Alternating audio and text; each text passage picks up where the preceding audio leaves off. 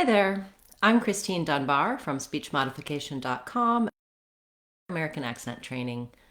Welcome to our Phrase of the Week class, where we look at American English expressions, idioms, and phrasal verbs to help you understand what they mean and how to use them in your everyday speech. Today we had a request for the phrase get the picture. So we're going to talk about that phrase as well as a couple of related phrases, makes sense and stands to reason.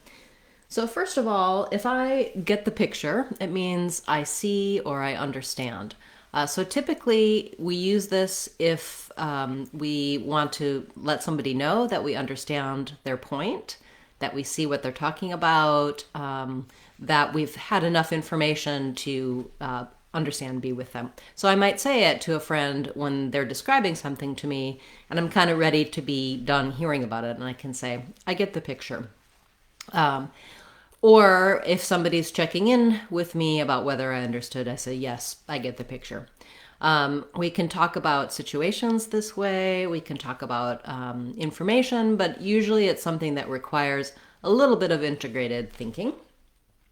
Similarly, I might say, makes sense, or that makes sense to me, it makes sense, to indicate that something, that I understand something, and also to indicate that it's logical, that based on what you've said, it makes sense, or it's logical that that could be true, that could be the case. I'm acknowledging the veracity or the truth of something with that. So slightly different than get the picture, although there's some overlap there. And then thirdly, I might say something when I'm trying to make a point or when I'm responding to someone else that something stands to reason. So I would say, it stands to reason that if you're watching this, you're interested in improving your English. It's a way of saying that you could logically conclude that something is true based on information or facts or evidence. It stands to reason that the students will be safer if they have social distancing right now in the schools. It stands to reason that there's environmental issues resulting from human behavior. Some phrases that you might be using.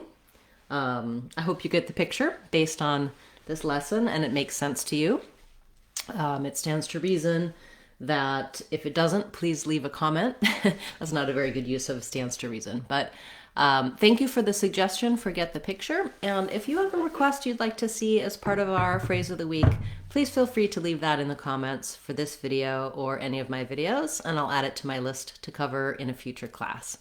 I'll be back again tomorrow with our Word of the Day series, where we'll look at pronunciation for American English, as well as later on Sunday, today, we'll be meeting for our members-only class. So that's a question and answer class. It's live, and channel members can ask their questions at any time throughout the week.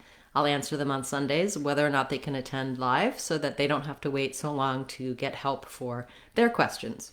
If you haven't yet joined the channel, you might consider doing that. Click the join button, and you can see this and some of the other perks that we offer for members.